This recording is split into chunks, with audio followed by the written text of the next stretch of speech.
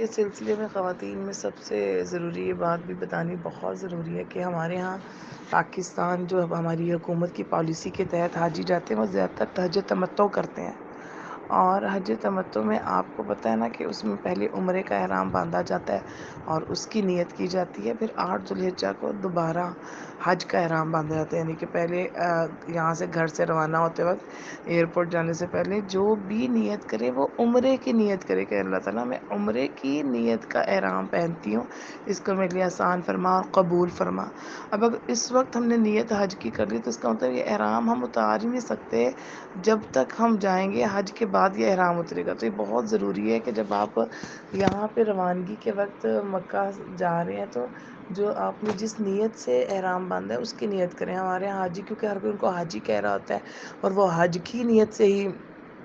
احرام باندھتے ہیں، تو وہ پہلے دن ہی عمرہ جب کرنے جاتے ہیں تو حج کی نیت کر لیتے ہیں۔ اس کا مطلب ہے کہ اگر انہوں نے حج کی نیت کی تب ان کو حج سے پہلے یہ احرام نہیں کھولنا۔ اس پہ بہت محنت کرنی چاہیے کہ جب یہاں سے روانہ اور عمرے کی نیت کر کے جائیں تو عمرے کی نیت کا احرام باندھیں اور پھر ماشاءاللہ وہاں پہ عمرے کے سارے کام کر کے اپنے جب بال کٹوا لیں تو ان کا جب پورا ہو گیا عمرہ تو پھر عام کپڑوں میں آ جائے اور پھر دوبارہ حج کے دنوں میں دوبارہ احرام باندھا جاتا ہے۔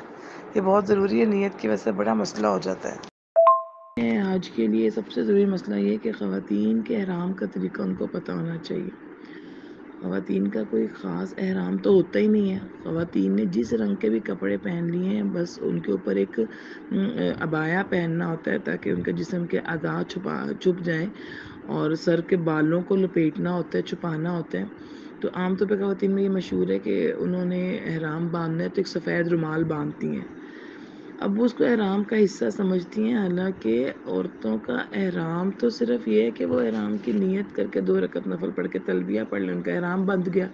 ان کے لیے کوئی احرام کے لیے کھلی چادریں یہ وہ نہیں ہے، جو بھی انہوں نے رنگین کپڑے جو بھی پہنے ان کا احرام ہے، نیت کرنے سے ان کا احرام بن جائے گا۔ اب یہ جو رومال باندھتی ہیں اپنے سر پہ اس کو احرام کا حصہ سمجھتی ہیں، جس کو حالت حج میں کھولتی نہیں ہے، اور جو چوتھائی سر کے بالوں کا مسح کرنا جو فرض رکن ہے ہمارے وضو کا، جس سے ہمارا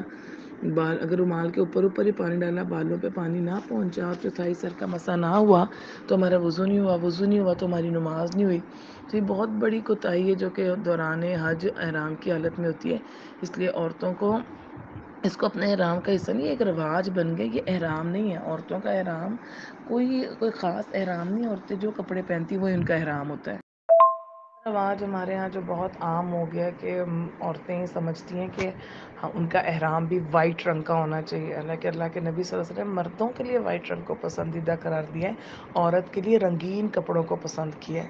اب حج پہ جانے والی خواتین وائٹ رنگ کے عبایاز یا وائٹ رنگ کے سوٹ اسپیشل اس لیے بناتی ہے کہ احرام بھی وائٹ رنگ کا ہے، تو ایسا شریعت میں کوئی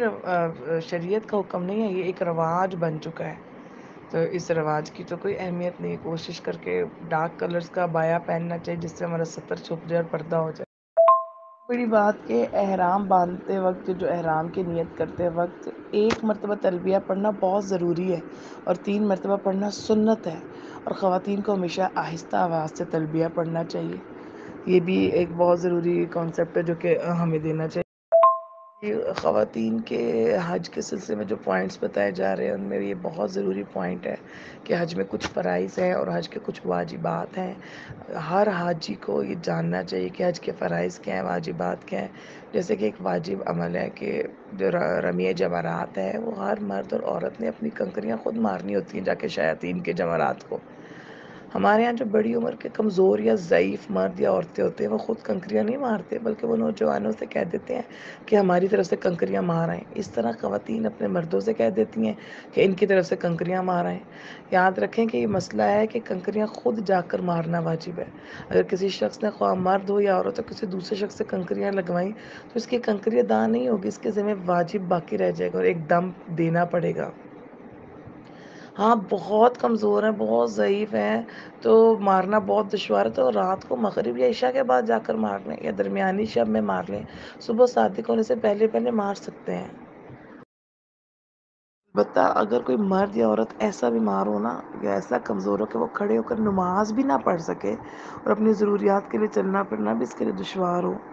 یا کوئی شخص اپاہج ہے یا ہاتھ پاؤں سے معذور ہے، اندھا ہے، نابینا ہے، تو اس کی طرف سے دوسرا آدمی کنکری مار سکتا ہے، لیکن معمولی عذر، کمزوری یا ضعف کی وجہ سے خواتین کی طرف سے ہرگز دوسرا شخص کنکریاں نہیں مار سکتا، ورنہ وہ کنکریاں داں نہیں ہوں گی، اور اس نے خود نہ ماری تو دم بھی واجب ہو جائے گا۔ جی، حج کے فرائض اور واجبات کا جاننا بہت ضروری ہے۔ خواتین کے لیے جو حج کا فرض ہے طواف زیارت، جو کہ فرض ہے، وہ کسی بھی شخص سے، چاہے وہ مرد ہے یا عورت ہے، وہ کسی بھی حالت میں معاف نہیں ہوتا۔ ہاں، اگر خواتین کو معذوری کے ایام شروع ہو جائیں اور اس نے اب تک طواف زیارت نہ کیا ہو تو طواف زیارت کے لیے اس کو وہاں ٹھہرنا ضروری ہے۔ جب وہ فارغ ہو جائیں، غسل کر کے پاک صاف کپڑے پہن کر طواف زیارت کریں، پھر صفا مروہ کے صحیح کریں، اس کے بعد واپس آئیں گے۔ طواف زیارت کے بغیر وطن واپس آ گیا تو جب تک واپس جا کر طواف زیارت نہیں کر لے گا، اس کے لیے شوہر اور بیوی کا معاملہ حرام ہو جائے گا۔ اس لیے طواف زیارت کو کسی حال میں بھی نہیں چھوڑنے کی اجازت، اور درخواست دے کر اپنے طریق آگے بڑھوا لیں اور اپنا عذر بیان کر دیں، لیکن طواف زیارت کیے بغیر ہرگز واپس نہیں آنا۔